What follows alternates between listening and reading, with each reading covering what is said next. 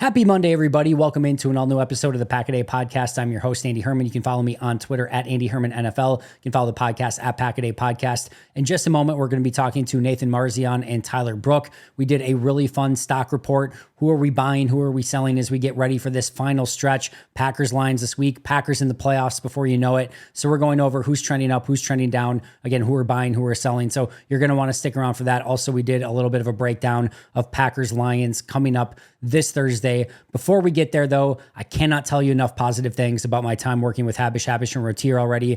They're unbelievable. And just like the Packers have an all-pro lineup on the field, the Habish firm has an all-pro team in the courtroom. And if you've been injured, let the reliable injury attorneys at Habish be your legal linebackers, ready to back your claim and get you the compensation that you deserve. When you call Habish, you're going to talk to a lawyer directly. Just give them a call, 800-242-2874 or 800-2HABISH. You can also visit their website at habish.com. Habish and Rotier, national reputation, hometown service. Make sure to check them out. They're the absolute best. I cannot recommend it enough. But right now, we are on to our conversation with Nathan and with Tyler. You're not going to want to miss it. It starts right now.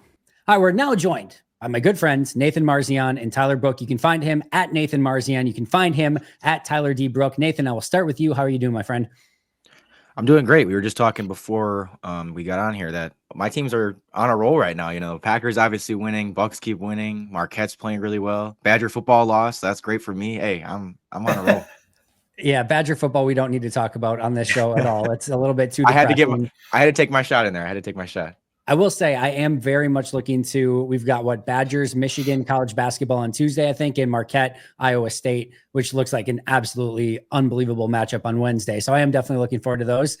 Tyler, I know your basketball team is not doing quite as hot, but despite that, how are you doing? I mean, I'm doing great football-wise. We can ignore Indiana basketball, Indiana Pacers, but man, like the Hoosiers won, what was it, 66-0, and the Green Bay Packers are 9-3. Like, you know, I feel pretty good. I'm having a lot of fun right now as far as football is concerned. It's a really good time for sports. I was talking the other day on the radio, like Black Friday, by the way, very, very underrated sports day. You had a lot of great college basketball. You had NFL football. You had a lot of like early NBA action. You had Premier League. Like you had just about everything going on. All at college football, obviously. Like, and that was Friday the Georgia Tech Georgia game too. Like the 9 overtime. I'm losing track of days. Yeah, I think it was. I think it was Friday. Yep. Like that was unbelievable. Like very, very underrated sports day is Black Friday. But I digress. Let's talk some Green Bay Packers since that's what everyone is here for. We got some good news overall on the Packers injury front. I was not expecting to hear that Jaire Alexander was practicing today, but here we are, I guess, and Jaire Alexander did practice on Sunday. Also, Romeo Doubs still in concussion protocol, but was practicing with the team as well. Sounds like it was just a jog through, so not like a full-fledged practice. Edgerrin Cooper and Corey Ballantyne were the only two that were not practicing. But Tyler, I'll start with you this time. Pretty good injury report overall for Green Bay. Yeah, I'm relieved to see about Jaire. Another report about him, potentially was it tearing his PCL? Like you hear tear, knee, you hear the two letters CL, you don't feel great about it. But glad to see him practicing. I imagine this is an injury he's just going to be battling all year. So I am curious to see how they manage it, monitor it, all of that. But obviously to see him practicing is huge because I'm sure we'll get back into this in a little bit, but like the depth at corner becomes an issue when your all-pro corner isn't playing. Nathan, obviously good news overall, but like the Jaire thing is, as Tyler's mentioning, just feels like whether he plays this week or not on a short, or like it's not a short week since they went Thursday to Thursday, but either way, whether he plays this week or not irrelevant. Obviously you would love to have him out there, but just the fact that potentially he could be back at some point is even still good news in and of itself. Yeah, as he said, I mean, it's probably something he's going to have to battle throughout the season. I don't think it's anything he's going to just be 100% fully healthy back from, but if he is able to come back, it's going to be massive because, again, as Tyler already touched on, I mean, the depth at that position is not great. And I just think having Jaire back is going to make a big difference, especially as you get to, playing some of these tougher teams and getting into the playoffs where every game is a battle and you can't have that type of weakness at corner if he's out. So it's going to be big. And I just think at least having the chance of having him back for those games is definitely a positive. I think the big thing for me too is anytime you have two games, obviously having the Sunday game and then the Thursday game and, having those kind of back-to-backs on a short week, And like just a lot of different injury stuff can happen, right? We saw Miami Dolphins players going down one after the other in that Thursday night game. The Detroit Lions, who we'll talk about later, are very, very beat up. Like half their team feels like they're on injured reserve right now for Detroit. So you can obviously have some things go very wrong from an injury standpoint. And just to see that the only new addition to the injury report is Corey Ballantyne. And on the flip side, you are getting both Jaire Alexander and Romeo Doubs potentially at least practicing in some capacity. To me, that is great news. Slightly disappointing that we haven't heard anything of the Luke Musgrave or, Marshawn Lloyd or anything like that potentially practice. I don't even know if Lloyd wouldn't be eligible yet. So I take that back, but certainly Musgrave would be, but nothing on that front yet. But overall, still a very, very positive injury report. Something that wasn't necessarily positive, but it doesn't really, I don't think, hurt Green Bay egregiously at this point is Green Bay got no help on Sunday at all from any of the games whatsoever. And they're in a great position that they don't need help to get in from like a playoff standpoint. We're not on pins and needles being like, oh, we need these 3 things to go right in order for Green Bay to do this or that. Like they're in a phenomenal spot from a playoff scenario standpoint, but the Vikings come back and win against the Cardinals. Cardinals could not put that game away. The Seahawks beat the Jets. The Commanders absolutely crushed the Titans. Rams beat the Saints. Bucks beat the Panthers, even though the Panthers had every right to win that one towards the end. And then the Eagles beat the Ravens as well. So all of the top teams, all of the contending teams in the NFC continued to win. Nathan, I'll start with you. Any big takeaways that you had from the Sunday slate of action? I mean, from a Packers standpoint, definitely like frustrating because some of those definitely could have gone the other way. As you said, the Vikings easily could have lost that game. The Ravens started up 9-0 in that game. I know the Jets were up 14-0 in that game. So there were just several games that looked like, okay, this might kind of go the Packers' way, help them out a little bit. And then it just nothing ended up going their way. So definitely frustrating. I think just an overall takeaway I have is that the NFC South is going to get pretty interesting here because the Buccaneers won. They snuck out with that win against the Panthers in overtime, and the Falcons lost. And the Buccaneers' schedule gets really easy. It already is easy when they were playing the Panthers today, but they have an easy closing schedule. And I think the Falcons have a couple tough games coming up as well. So that could get really interesting with who wins that division. And that could, be a potential team the Packers are playing maybe in round 1. So we'll see about that. But yeah. Tyler? It's weird because I don't know if the seeding is going to matter too much as far as the Packers getting a home game. I don't think they're going to win the division or anything like that. And honestly, this team clearly has flaws, and I've talked about the flaws. I kind of got hammered for writing about some of the flaws, but I'm kind of not worried about who they play, if that makes sense. This team's in a position at this point where I feel like they're getting hot at the right time. They can generate explosives. The defense is starting to find that identity. And the special teams, I honestly will admit, I feel like he's playing great lately. Yeah. They're in a position where I really don't care who they play. Like, just let the matchups be what they will and see what you can do. So at this point, just get into the playoffs, and I'm not really too worried about seeding. You're going to probably have to go through Philly and Detroit in some capacity anyway. And like everyone else is just kind of this cluster of very similar type teams. Obviously, you don't want to have to go through 3. If you could get that number 1 seed, it would be a lot better. You could play at home, I think probably better, although Green Bay in the cold at home outside of this past game against Miami, which obviously went very well, hasn't exactly been something that's been this recipe for perfect success for them as of late. But either way, it's probably not the ideal scenario. But I'm more with you in the fact that, guess what? If you want to go to the Super Bowl, it's going to be hard. You're going to have to face good teams. You're going to have to face teams that are playing well at the right time, and you've got to figure out a way to beat them and play better. And Green Bay is going to have the opportunity. I do have some bad news. They went from a greater than 99% chance of making the playoffs for the New York Times to only a 99% chance of making the playoffs after this weekend. It's over. Slate of games. I know it's over. Just put everything away, and any hope that Green Bay had going into this one. I don't know if we just lost Tyler there for a second there, but yeah, whatever hope that we had, it's all over at this point. We'll get Tyler back in here in just a moment. But overall, Nathan, the playoff picture right now looks as such. Lions still have the 1 seed, Eagles at the 2, Seahawks at the 3, Falcons at the 4, Vikings at the 5, Packers at the 6, and Commanders at the 7. To kind of the point right now would be Packers at Seahawks to begin with. And then likely if they would win that one, depending on what happened in the Commanders game, they'd probably have to go to Detroit and then potentially to Philly. So not this easy path. But again, I think if Green Bay's playing well, they're going to face good teams and they're going to have to come out on top. And if they're playing their best brand of football, they're going to have a puncher's chance no matter what. Yeah, as Tyler said, I'm not too worried about exactly who they're matched up with. I mean, I'm pretty confident going against any team in the NFC, even just the league for the most part. There's really no team that I look at it and say the Packers have no chance against them.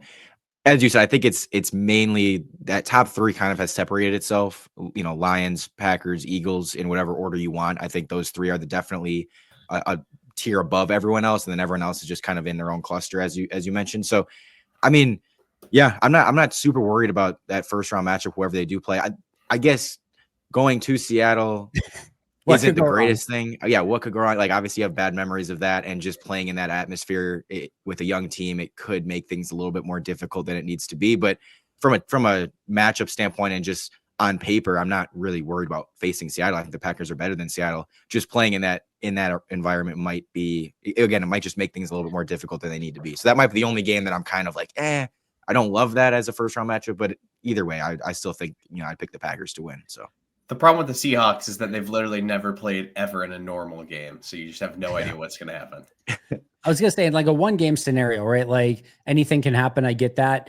But if you want to make a run towards the Super Bowl and you can't beat Seattle in the first round, you probably don't have the right to be in that that conversation anyway, right? Like, and that's not even necessarily disrespectful to Seattle anyway. But like, we're not talking about Seattle as one of the upper echelon teams. Like, they're fine, they're worthy of a potential playoff spot, certainly. But like, that's a team that you're going to have to beat on the way to on the way if you want to win a Super Bowl, and you should be able to win on the way to the Super Bowl if you have those real aspirations. So it's same thing I would say about Atlanta, Tampa, any of those teams that you would potentially open up with. You just, I think, really want to avoid that number 7 seed and potentially having an opening game at Philly or whoever ends up, with that number 2 spot. Even if Philly would somehow take Detroit, something like, you don't want to face one of those, like one of the top teams in week 1 in the wild card. And even like facing a team like, whether it's Atlanta, Tampa, Seattle, whoever it might be, I do think sometimes just getting that first win in the playoffs can kind of almost like get you kickstarted, where again, if you have to start with Philly or something like that, that can be a whole heck of a lot tougher. But if you can start with a game that's winnable and pick up that win, just kind of gets you trending in the right direction. And hopefully that would be enough for Green Bay to kind of get that kick started. But either way, they would have to win that first round matchup, regardless, obviously, of who it's against. But that's one that you hope you can pick up regardless. Let's get to our main topic for today. I'm excited about this one. I'll lay the ground rules here. Nathan, Tyler, and I are going to be going through our stock report for current Packers on the team. And how we're going to do this is it's basically a free-for-all is how I'm going to define it. You could define this in 4 different ways, meaning A player's playing great and you want to buy stock in them, right? They look like a very promising stock. You want to buy in it. B, a player's playing terrible and you want to sell your stock because you don't think it's going to get any better. C, a player could be playing terrible and you want to buy stock because you think it's the cheapest it's ever going to be and you want to buy stock and stock up because it's going to only get better from here. Or D, a player could be playing great and you want to sell stock now because you don't think it's ever going to get any better later. So you could go in a variety of different directions. You can buy or sell as much as you want. So with those being the ground rules, does anyone want to volunteer to go first and give their first buy or sell? Oh, I got to get my position in before you guys take it, because then the price is going to start raising. All right, there you go. Let's do it, Tyler. You're buying shares. Yeah, I mean, I got to get on the ground floor. Listen, this guy, was up a little bit, then he's down. I want to buy some Javon Bullard stock. This is a rookie that took some of his lumps early on, and I think the last couple of weeks has played really damn good football.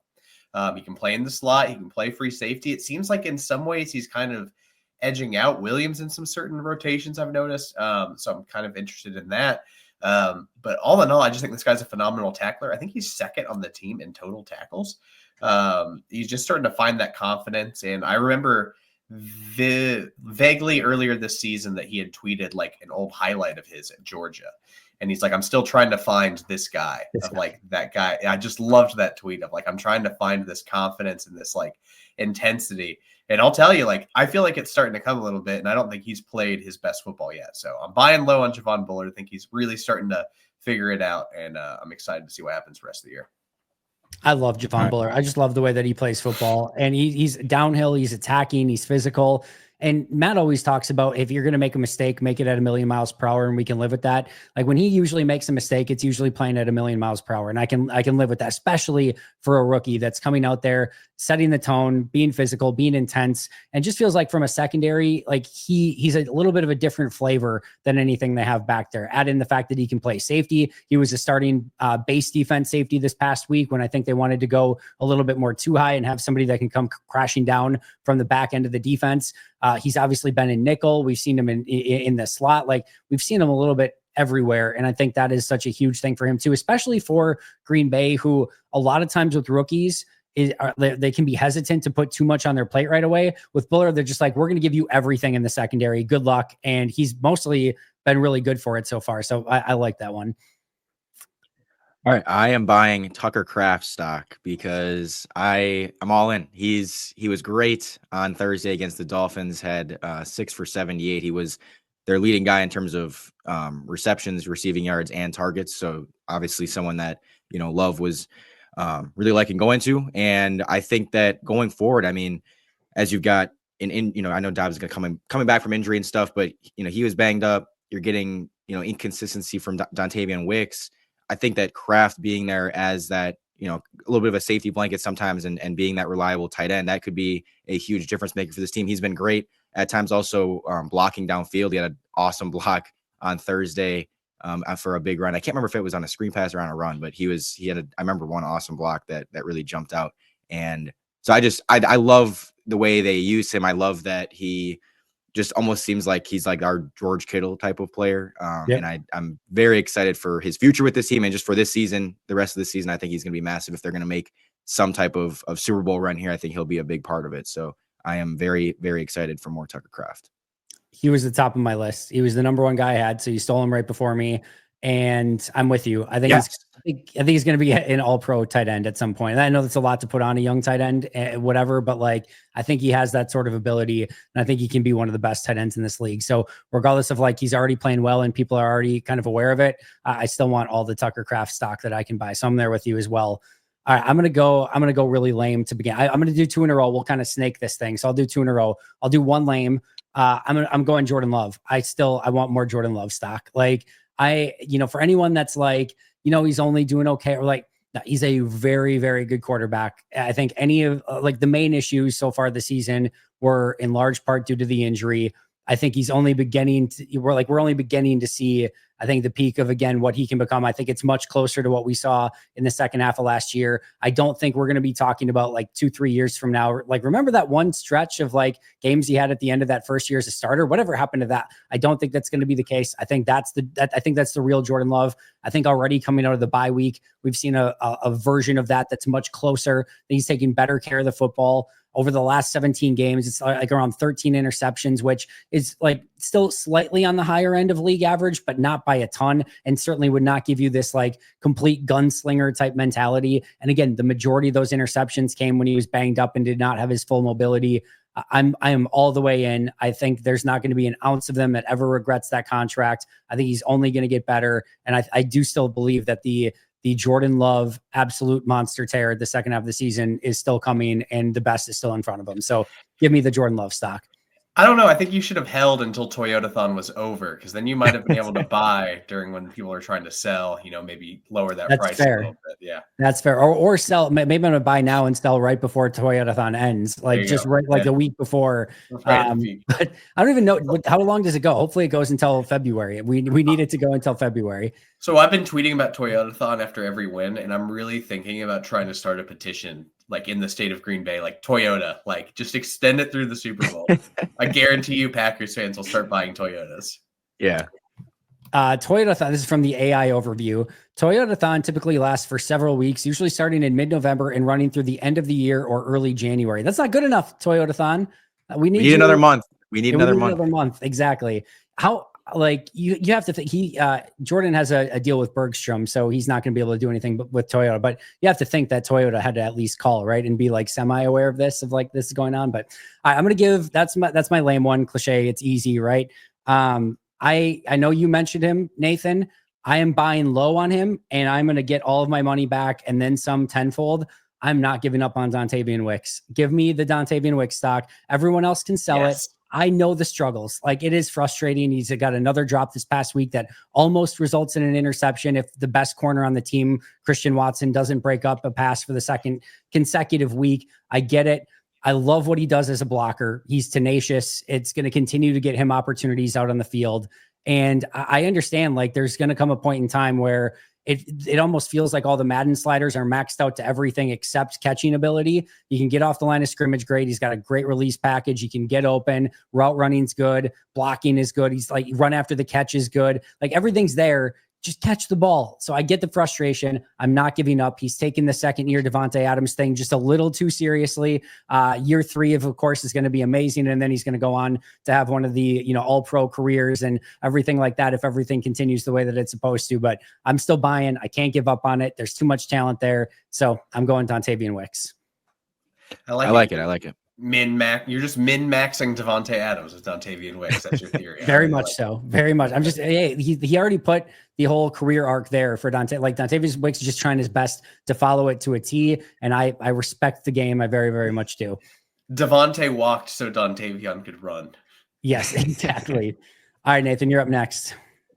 All right. I am buying Brenton Cox. I think that this is like him and Mosby are two guys. I have them both on my list. I mean, someone might take one from me, but you can have 2 for 1. We'll give you 2 for 1. We'll give you Cox and Mosby. They both kind of go hand in hand in that, like, with Preston Smith being traded, they both have had this, increase in opportunity. And it was like, okay, are they going to be able to give you most of what Preston was giving you, if not more? And they have, and they've been fantastic in that role. I know Cox over the last 3 games has at least, he has like 20 plus snaps in each game. He's been playing a lot, really playing well. He has a couple sacks in that span. And then Mosby as well has made some great plays in run defense. And I think that, these two guys have just been big in, helping this defensive line play as good as it has these last few games. The pass rush has been better and the run defense has been really good. I think the last 2 games they've had like 83 yards total allowed rushing in the last 2 games combined. So they've been, and some of that obviously goes into just them having the lead and everything, but still they've really shut down opposing teams running rushing attacks. And I think that those guys have been a big part of it. And I think with Smith gone, they're just going to continue to have more opportunity. I don't see why they won't at least continue to have chances to be really impactful and continue to get better, as 2 young players, guys that I just think can really help this team and continue to grow. So I'm buying both of them. And just this defensive line in general, I think has been continuing to grow, continuing to show improvements. And that's something that was one of their biggest weaknesses earlier. And I think, again, these last few games, it's been a pleasant sight to see them kind of come alive.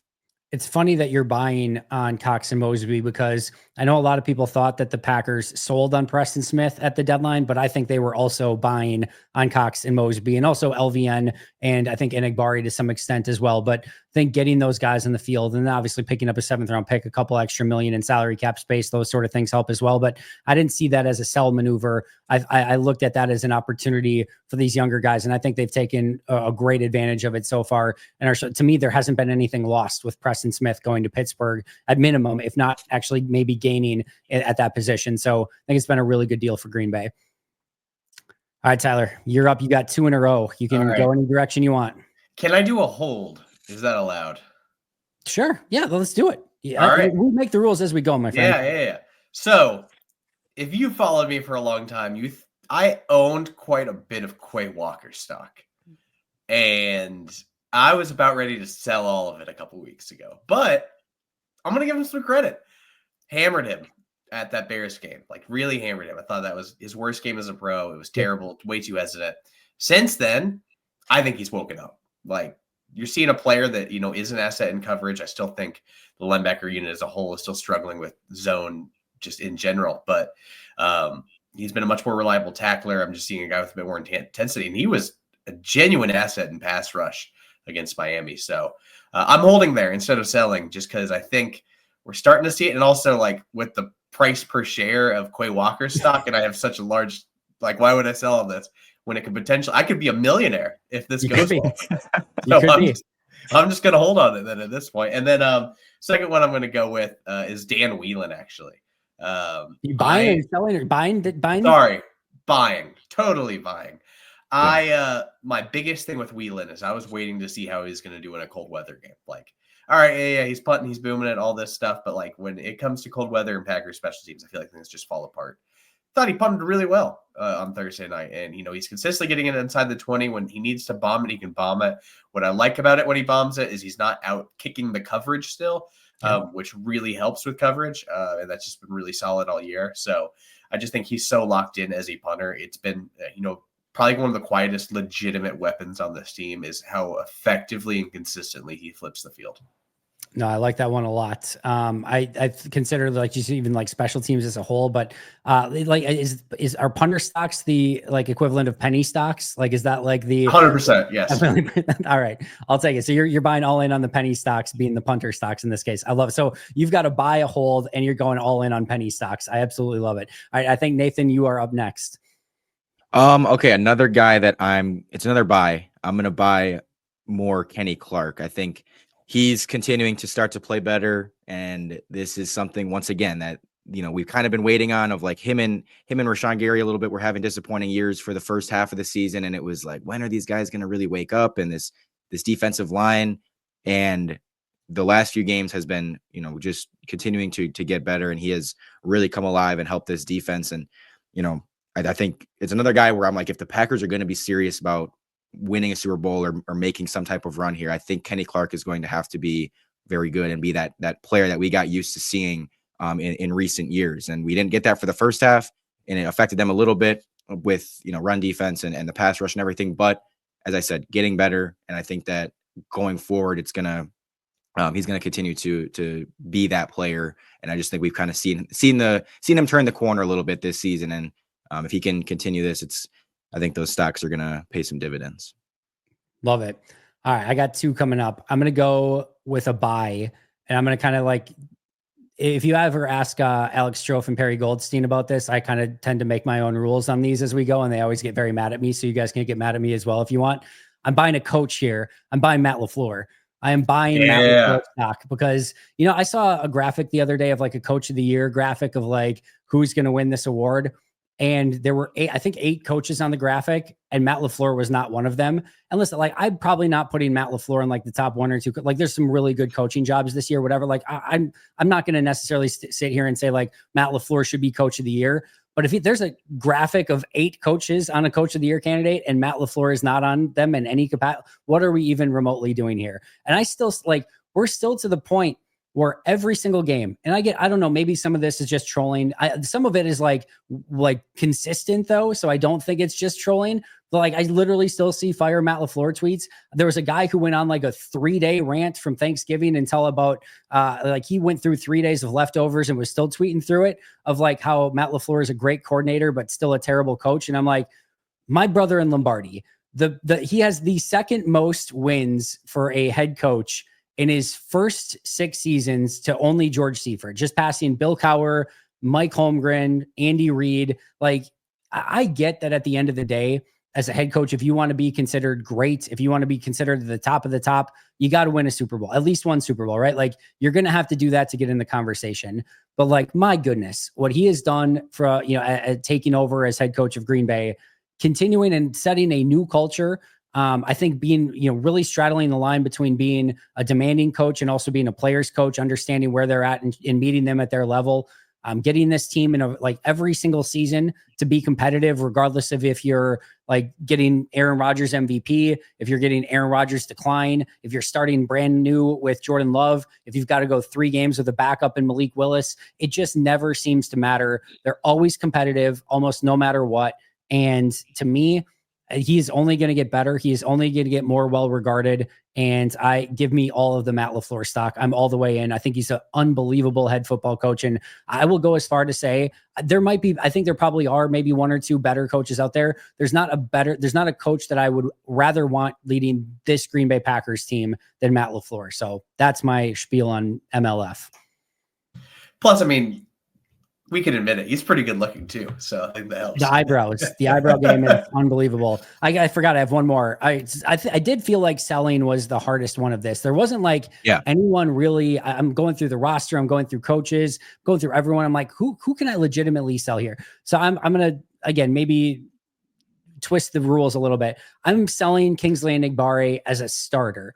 I think he's a really good number 4 rotational edge rusher, maybe even a number 3. But I don't think he quite meets the requirement to me to be like that next guy after Rashawn Gary. Now, to be fair, it's basically Enagbare, LVN, Brenton Cox. Like they're kind of rotating as that next guy after Rashawn Gary. So it's not entirely like he's that next guy up. But I will say we kind of talked about the Preston Smith deal and some of these guys playing, and it actually kind of looks maybe even a little bit better. I do think Enigbare's had a tough few weeks since that Preston Smith trade. And I don't know if it's just trying to maybe do too much or maybe just biting off more than he can chew as that kind of starter opposite Rashawn Gary. Not sure what it is. He's obviously missed a lot of sacks. You can tell he's frustrated on the field. He's like putting his hand on his helmet. Can't believe he's missed some of these.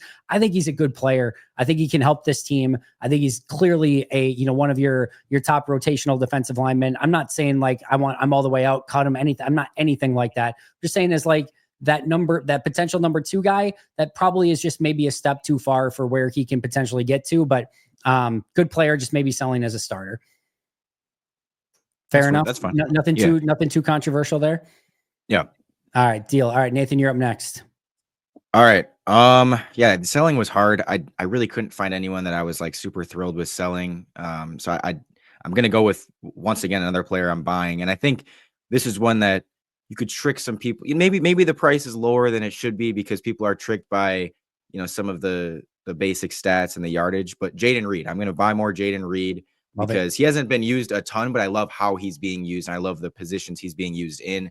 And he had 2 more touchdowns last week, but only a couple catches for like 20 something yards. So the numbers don't jump out at you, but I still think like I just love how they use him. I love that he's kind of that electric type of receiver that can make those splash plays. And you get him the ball on either an end around or a pitch or a little shovel pass or something, like he can take it to the house. And I think we're going to see several of those plays down the stretch here in playoff games and stuff that I think will be those kind of kickstarters for the offense, maybe in a game or something that, really gets them going. So I continue to believe in him as, the number 1 on this team and the guy that I think gives you the most explosive plays and just someone that I really like having as that big play type of guy. And again, a big play, not in the sense of like deep big plays, but just big play that he can take a ball and take it from short yardage to a touchdown very easily. So while you were going through that, my initial reaction was to say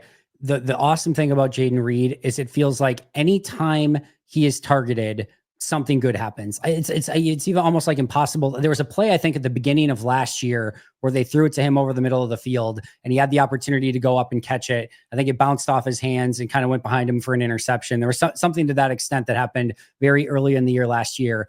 I think that was like the last time that something happened poorly when you targeted Jayden Reed in any capacity. Do you have any guess as to what his rating is when targeted so far this year per PFF? 140. I was going to say like 128. 149.6 when targeted so far this year. When Jayden Reed is targeted, it is 149.6. And that is on, I'm trying to see if I can find the targets really quick, but whatever it is, 58 targets. So it's not exactly a small sample size. 58 targets, 149.6 passer rating when targeted in there. And just every single thing seems to go well when that happens. So yeah, I'm all in on Jayden Reed. I think it's a really good call to make that decision. All right, Tyler, you've got 2 left. Go in any direction you want, my friend. I've got a sell and a buy. I'll start with the sell just so we can go through it. But like, I'm such a Carrington Valentine believer that I think it's over for Eric Stokes. They're splitting snaps, and like, I have mixed emotions about that. But like, I don't see the same Stokes that I saw from earlier in his career, and I don't think it's his fault. My guess is just that those injuries have caught up to him because his biggest strength as a corner was always like speed, recovery, speed, explosiveness. It's just not the same player when he's out there. So it makes me sad, but on the flip side of it, I am optimistic about Carrington Valentine. I really liked his rookie tape, and I just need to see some more consistency out of him this year, and that would come with playing time. Just wanted to touch on that one, but I really want to focus on my buy. Okay. Listen, this is like Apple stock. We could be getting it on the ground floor right now, and this is going to the moon. Wait. Freeze. Before you say it, Nathan, who's your guess on who he's talking about? I don't know that I have a good, like Marshawn Lloyd, maybe like it's so cheap. You're right close. Now. Emmanuel Wilson. I was going to say, is it Emmanuel Wilson? Close. Chris Brooks. I'm all in on Chris Brooks. There it is. We were close. We were very, very close. Listen, this is a guy I think is RB2 on the depth chart right now. Like, I genuinely believe that in my heart of hearts. And it's not because of, just pure rushing ability, which, hey, I think he's a pretty damn good rusher. This is a 225-ish pound back that has contact balance and can break tackles and all of this. That man pass protects his ass off. Yep. He is phenomenal at it. He's far and away the best running back on the roster at protecting Jordan Love. That first game where we really started getting run, I want to say it was, oh my gosh, Jaguars maybe? I think that feels right. All of the pass pro reps are like teach tape on what you want to teach a running back to do in pass pro. That combined with a little receiving ability and as a runner, like I think this is the perfect change of pace back. And I actually love him as the number 2 behind Jacobs right now. The concern is, does he get cut or moved to the practice squad once Marshawn Lloyd's healthy? But I think that's Wilson. If they keep 4 backs, I genuinely don't know. But like every time Brooks is on the field, I feel like good things happen. I'm such a massive fan of his, and it does help that he very closely has my dad's name in Chris Brook. So shout out Pops, who I got to see this weekend.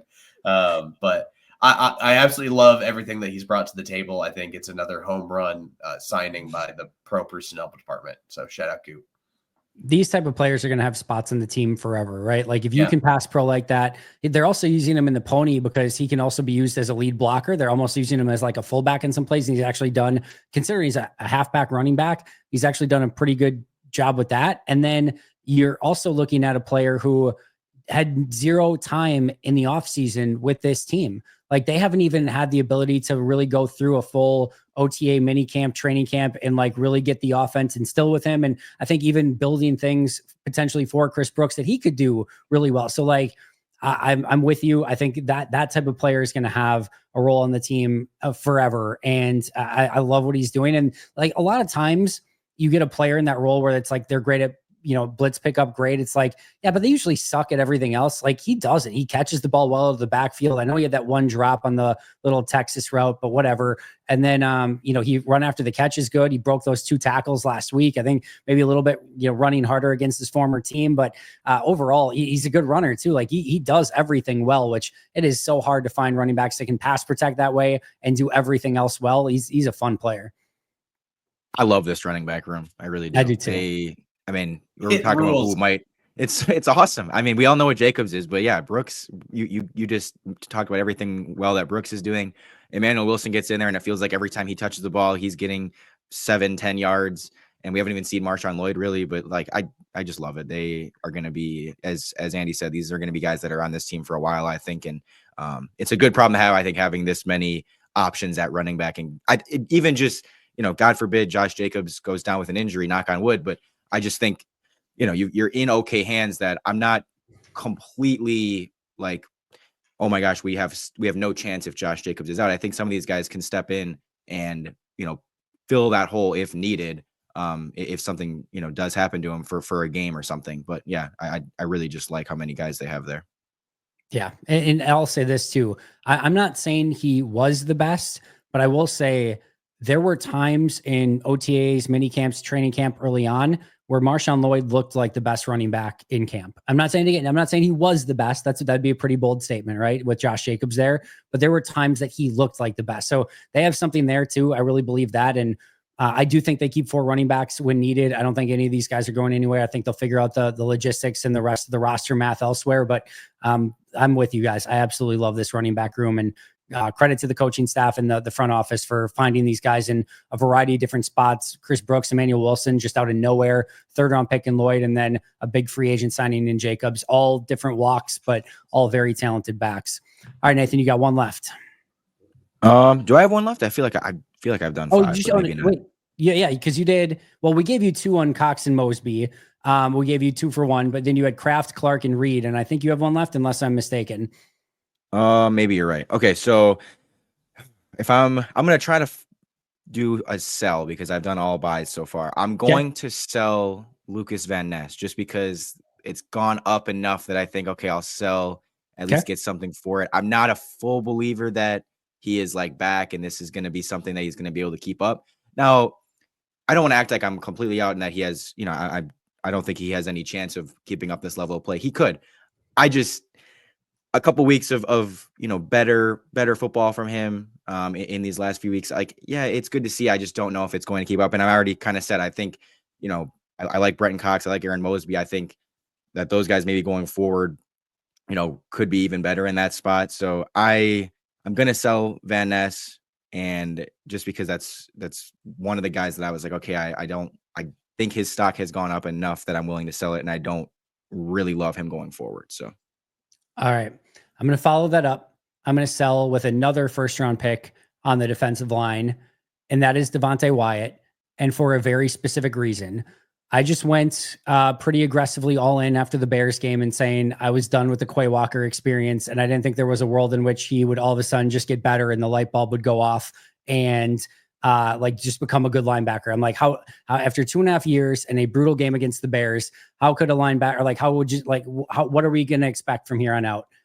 And then all of a sudden the light bulb goes off. And the last 2 games, he's looked absolutely phenomenal. So Devontae Wyatt, there is no chance that you can possibly get better. We've seen it for 2.5 years. How could anyone possibly just all of a sudden the light bulb go off and immediately get better? It's impossible. It could never happen. So I'm going to do the exact same thing for Devontae Wyatt, hoping that we get the exact same result. And all of a sudden we get some amazing play from Devontae Wyatt. So I will sell Devontae for the sake of everyone else gaining huge dividends on their Devontae Wyatt stock. So I'm doing that. I'm taking one for the team. I'll take the financial L on this one. So hopefully Devontae Wyatt breaks out in a stellar way and everyone else can benefit from it. So I will sell on Devontae Wyatt as my final one here.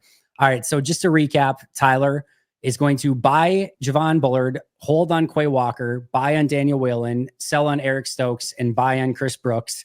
Nathan is buying Tucker Kraft. He gets a 2-for-1 Brenton Cox and Aaron Mosby deal that he's buying Kenny Clark, buying Jaden Reed, selling LVN, and I am buying Jordan Love, Dontavian Wicks, and Matt LaFleur, and selling Kingsley Enagbare as a starter and selling Devontae Wyatt for the better good of the world. That's what we're doing there. All right, Tyler, what were you going to say? Oh, I'll just give him some credit. If there's that merger between Cox and Mosby, he's getting some dividends. He's got some equity in both. Oh yeah. Suddenly, you're looking real nice there. So it's a stock that could split down the road and you could gain you double the shares. It's going to be amazing. So you all have to tell us in the chat who did the best as managing their stock portfolio. Again, Tyler buying Javon Bullard, Daniel Whalen, and Chris Brooks, selling Eric Stokes, holding on Quay Walker, Nathan buying Kraft, Cox and Mosby, Clark, Reed, and selling LVN, and me buying Love, Wicks, and Matt LaFleur, and selling Enagbare and Wyatt. So tell us in the chat who did best, and then we will tabulate it. And whoever did worse is not allowed back on the podcast. I think that's only. I'm just kidding. That's fair. That's totally fair. Whoever just will have to talk about basketball full time from here on out. All right, Packers. Oh man, I hope I lose. Oh geez. All right, let's talk a little bit about Packers lines before we get out of here. Tyler, I'll start with you. What are you kind of looking forward to in this one? Keys to the game? Anything that you want to discuss? Yeah, the Lions defense is just completely decimated right now. No Hutchinson, no Anzalone, no Rodriguez. I think their entire defensive line got hurt last week, and that's not an exaggeration. I genuinely think they signed Jamal Adams to potentially play linebacker. Yep. That just signing blew me away. That defense, that's not a good time to be having all these injuries. So I'm very curious with how much the offense is starting to click. The run game's phenomenal. Do they try to do something similar and try to control the game and not let it get away from them by running the football a lot? Because holy crap, has that worked out? And I'm hopeful because, last year the series was split and the away team won both games. So I'm hoping for the same this year. Nathan? This is going to be, a big test for this, what looks like improved defensive line, run defense that we've seen the last couple of weeks, holding, the last 2 opponents to under 45 rushing yards. That is not going to be an easy task against Dave Montgomery and Jahmyr Gibbs. This is basically the toughest running back duo you could possibly face. These guys, I think they average like 130 yards a game combined, and they basically each score a touchdown like every game. It's nuts. They are just so hard to stop. And every single game, it feels like both of them are just dominating. It's like not just one of them. They always both have good games. So yeah, it'll be very interesting to see if the Packers are able to, at least hold them somewhat in check. I don't expect you to completely limit the ground game. That's a huge part of Detroit's offense. They have a great offense. They're going to move the ball. I'm not expecting anything crazy, but I'm interested to see how much resistance the Packers can provide, because it does look like that defensive line is improved. And this is about as big of a test as you could have going against the Lions. So, it'll be interesting to see. And I think if you can at least limit them a little bit, it'll drastically improve your chances in this game, because you just put a little bit more pressure on Goff to have to make plays. And he's been good this season, but he's also at times shown that he's still Jared Goff and he still does make some mistakes. So, putting the ball more in his hands and a little bit less in Montgomery and Gibbs' hands will be a way of, potentially winning this game. Yeah, I'm very interested to see the Jeff Hafley game plan in this one, because there's just a lot of different things that could potentially beat you, right? Like, I think Jameson Williams is playing a little bit better, but obviously Amon-Ra St. Brown, Laporta, their running backs, the 1-2 punch that they have in the backfield, their offensive line is amazing. The very first thing I was thinking of, Nathan, was how this defensive line that seems, a little bit improved as of lately, getting after the quarterback a little bit better. How can they get after Jared Goff? How can they stop the run? And all of a sudden you do those two things, it's a completely different ball game. I think if Green Bay could get off to a lead, kind of reverse the script of what happened against Detroit last time, where Detroit's up 24-3, like, you're just in no man's land when you get off to that start against Detroit. You're playing right into them, where they're going to be able to come after you. Everything's on their plate as an offense. And it's just so tough, where if all of a sudden you can flip that a little bit and you get Jared Goff to get, drop back a ton and them to use the running game a little bit less and a little bit more one-dimensional, man, does that play into your hands? It plays away from theirs. And then you can potentially take advantage of their defense as well. So I think whoever starts off stronger in this one is going to have a massive leg up in the game. And then, again, how can they get Jared Goff to be turnover Jared Goff and not just super comfortable in the pocket? I'm going to be an assassin all day long, Jared Goff, because the two are very Clark Kent and Superman. And which one you get can probably go a long way just in deciding this game in and of itself. And yeah, they fell down 24-3 against them in that first matchup. So you definitely want to hopefully have a better start to this game and be able to at least stay within striking distance throughout. Because as you said, if the Lions have a lead, it's pretty much wraps because of how they play, and it just opens everything up for them and their running game. And it's especially with them being at home. I think being at home is going to make it a little bit more unlikely that we do get that turnover Jared Goff. Whereas when you're playing in Lambeau and if it was cold and stuff, you could maybe say, okay, I think there's a chance he could throw a few picks. It's much less likely, in my opinion, that happens on the road. So again, I think, it'll be very important to try to not let them just get out to a lead and dominate and control the game throughout. So, yeah. I'll take one turnover, Jared Goff, at this point. I'll take anything I can get from that regard, because it obviously was not great the last time the two played. Tyler, we're going to add one more thing on top of that, or? Oh, you're muted. I was trying to avoid that the whole time. A Jordan Love pick six not happening would be great too. Would really enjoy that. That would help. Yeah, that would help. It's not ideal when you have those.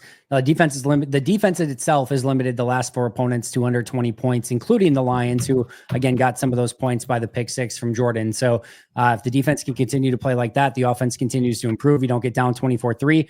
I feel much better about Green Bay's chances and really think Green Bay could come away with a win in this one. We'll break it down all throughout this week right here on the Pack a Day podcast.